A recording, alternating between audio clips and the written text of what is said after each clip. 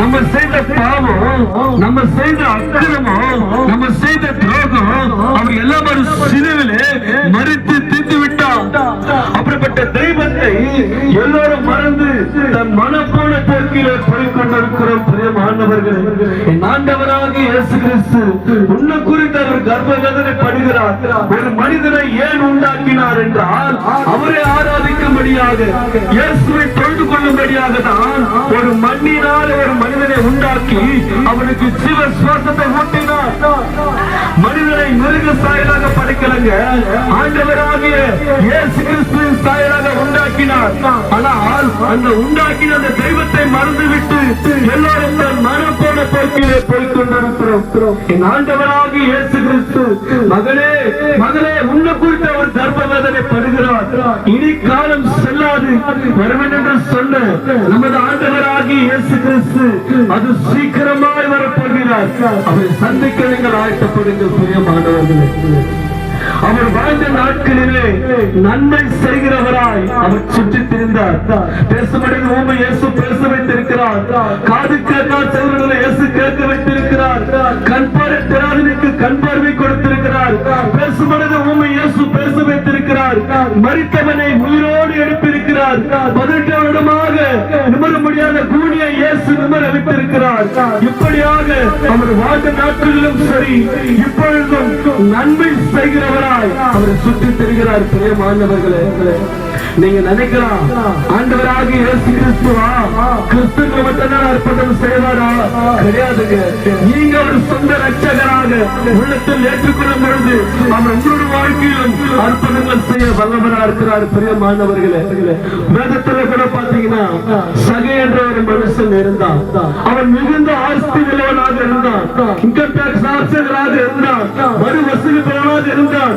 அவனிடம் பணம் இருந்தது, சொத்து இருந்தது, வீடு இருந்தது, எல்லாம் இருந்தது.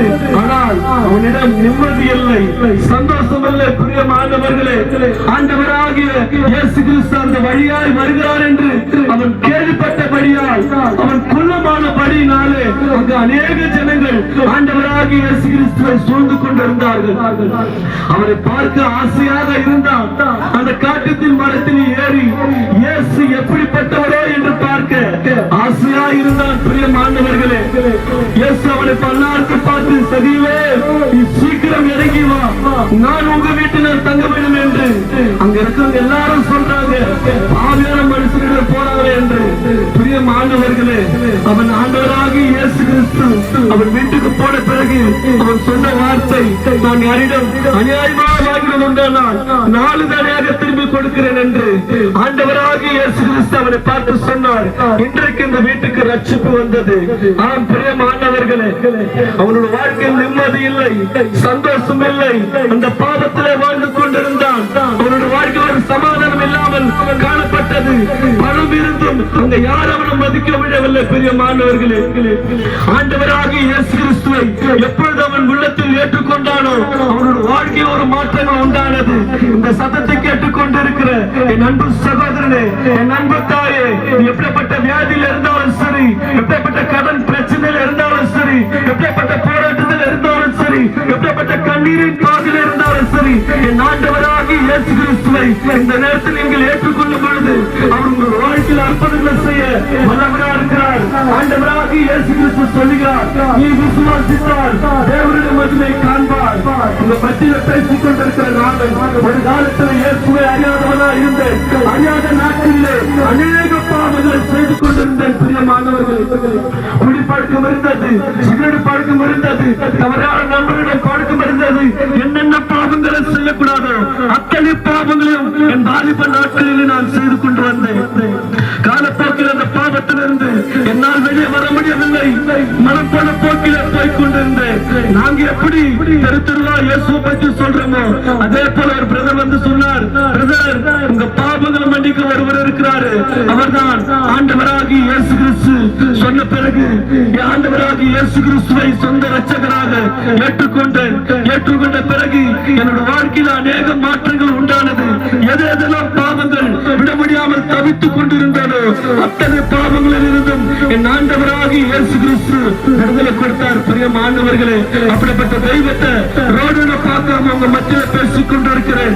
என் அன்பு சகோதரனே, என் அன்பு தாயே, எப்படிப்பட்ட பாவத்தில் இருந்தாலும் சரி, என் ஆண்டவராகிய இயேசு கிறிஸ்துவை இந்த நேரத்தில் நீ கூப்பிடுறால் அந்த பாவத்தில் இருந்து உனக்கு விடுதலை தர வல்லவராக இருக்கிறார். அவர் உங்களுக்காக அந்தளுக்காக சிலுவையில் பாடுகள் பட்டார். பிரியமானவர்களே, வேதம் சொல்லுகிறது அவர் ஒரு பாவம் செய்யாத பரிசுத்தர். அவர் கைகளிலும் கால்களிலும் ஆணிகள் அடிக்கப்பட்டது. நம் கைகள் தான் ஆணிகள் அடிக்கப்பட வேண்டும். ஏனென்றால் நம் கைகள் தான் அநேக பாவங்களை செய்கிறோம். நம் கால்கள் தான் அநேக தவறான இடங்களில் போகிறது. ஆனால் ஆண்டவராகிய இயேசு கிறிஸ்துவோ ஒரு பாவம் செய்யாத பரிசுத்தர். அவர் கைகளிலும் கால்களிலும் ஆணி அடிக்கப்பட்டது. விஷம் நிறைந்த முள்ளுகளோடு தலையை வைத்து அடித்தார்கள், வாங்கி அறிந்தார்கள், காரி துப்பினார்கள். ஒரு வாயத்திற்காக ஒரு ஆட்டுக்குட்டியை போல உன் பாவங்களுக்காகவும் என் பாவங்களுக்காக சிலுவிலே அகோரமாக தொங்கினார். கடைசி சொட்டு ரத்தம் உனக்காக அவர் சிந்திருக்கிறார். பிரியமானவர்களே, ஈட்டியால் வைத்து குத்தி கிழித்தார்கள். குத்தி கிழிக்கும் பொழுது இருதய பகுதி குத்தி கிழித்ததா? நம்ம இருதயத்தில் தான் குத்தப்பட வேண்டும். ஏனென்றால் நம் இருதயத்தில் தான் அநேக பாவங்களை சிந்தித்து அதன்படி செய்கிறோம். ஆனால் ஆண்டவராகிய இயேசு கிறிஸ்து ஒரு பாவம் செய்த பரிசுத்தர். உன் பாவங்களுக்காகவும் என் பாவங்களுக்காகவும் சிலுவிலே அகோரமாக கூறப்பட்டார், மறிக்கப்பட்டார். மூன்றாம் நாள் உயிரோடு உயிர்த்தெழுந்தார். இதோ சதா காலங்களிலும் ஆண்டவராகிய இயேசு கிறிஸ்து நம்மோடு கூட இருக்கிறார். பிரியமானவர்களே, அவர்களோட வாழ்க்கையில் அற்புதங்களை செய்ய வல்லவராக இருக்கிறாரு. உங்களோட வாழ்க்கையில் அற்புதங்களை செய்ய வல்லவராக இருக்கிறாரு. ஏன்னா இந்த உலகத்திலே உன் தாயை காட்டிலும், உன் தகப்பனை காட்டிலும், உன் கூட பிறந்த சகோதரிய காட்டிலும் என் ஆண்டவராகிய இயேசு கிறிஸ்து உன்னை அதிகமாய் நேசிக்கிறார். உன்னை நேசித்தபடியால் தான் இந்த நாளிலும் ஆண்டவராகிய இயேசு கிறிஸ்து உன்னோட கூட பேசிக் கொண்டிருக்கிறாரு. என் அன்பு சகோதரனே, என் அன்பு தாயே, இனி காலம் செல்லாது வருவன் என்று சொன்ன நமது ஆண்டவராகிய இயேசு கிறிஸ்து அது சீக்கிரமாய் வரப்போகிறார். அவரை சந்திக்க நீங்கள் ஆயத்தப்படுங்கள். பிரியமானவர்களே, ஆண்டவராகிய இயேசு